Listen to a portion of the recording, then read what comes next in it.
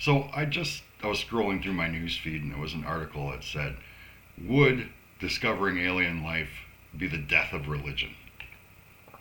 I think it's a good question. I think my answer to that is it depends on what your religion is, who your God is.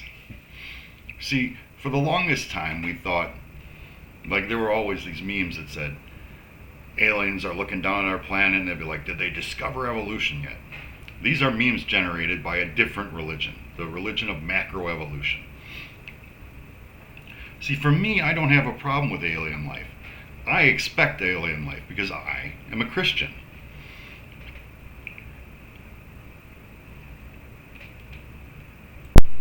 My God is a God that built living matter out of a replicator, DNA. My God is a God that built mind out of a replicator, memetics. I would expect those two replicators to be commonplace in the universe. I would expect that. See, I don't have a consciousness. You don't have a consciousness. God did not create you to have a consciousness. God created this body because this body is capable of housing a consciousness. Your mind has a body. Your mind may not always have a body.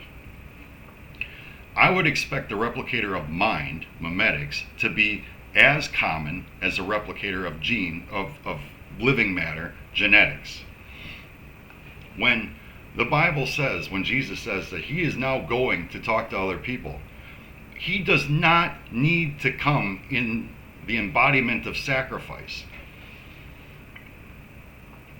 If he came to a different civilization that required different mimetic manipulation to advance their species, he can come as anything he wants. Is your God tethered to your own understanding?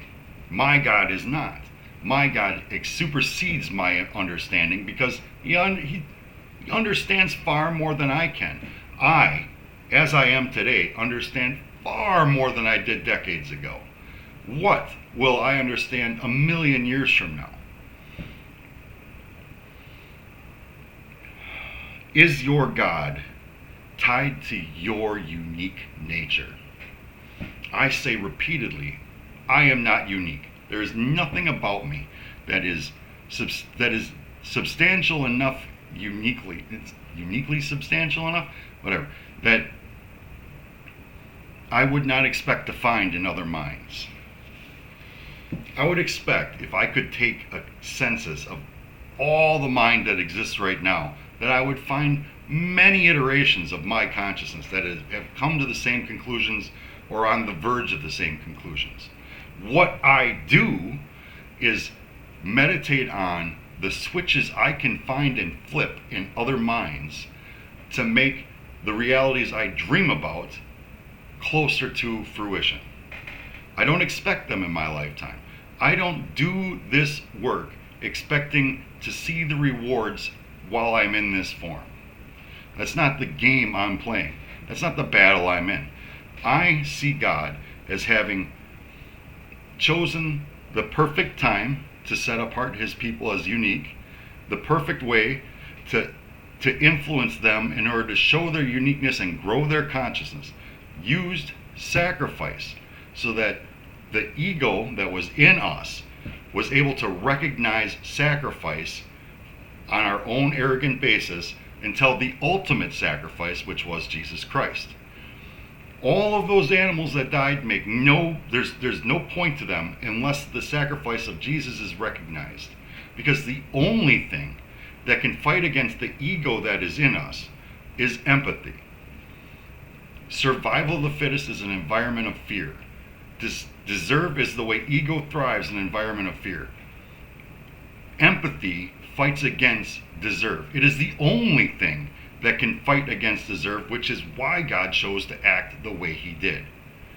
I would expect to find not only the living matter replicator, genetics, in the rest of the universe, but the mental replicator, memetics, in the mind that exists in the universe. So until I meet alien life that does not function on a replicator, that has not grown with a replicator of mind, they don't have any threat whatsoever to my religion. And in fact, if you consider yourself to be a Christian, I know that that is one of the largest faiths in the world. Most Christians never get to the work that is trying to fight ego with the wonderful sacrifice and blessing that is empathy. They just go on picking, well, this verse relates to this verse, and I can use this combination to advance my understanding and solidify my standing. This is where I stand. I have gone throughout the entire Bible. I've made these connections. I've made that connection. I've looked and understood this prophecy. That is all ego. All of it. It is a simple message in that book. This is what it was like, the frustrating process for God to interact with free will in individual mind. The process that had to be taken up, the changes that had to be made, and here we are 2,000 years after the introduction of empathy as an exclamation point on our history, 2,000 years ago, and we have gotten us to this point. Now, alien life threatens the existence of my beliefs in no way whatsoever. I don't think it should threaten yours either. I think it is only a threat if you do not understand the nature of God. If you do not understand the size that we are talking about. We're talking about a consciousness that exists universe-wide. I would expect, if I were that consciousness, the first book I ever wrote was trying to understand what it's like to become a God, to become a universe. See, now, I'm not a writer. When I write, it's because there's something I want to discover. There's some question, some expression that I need to understand in order to move forward with my work. And once I have it, I have zero interest in the work of actually writing. And I don't have the talent for writing anyway. It's terrible. It's like the instructions to put together a piece of furniture that are written in another language. But no, alien life is no threat to my God whatsoever.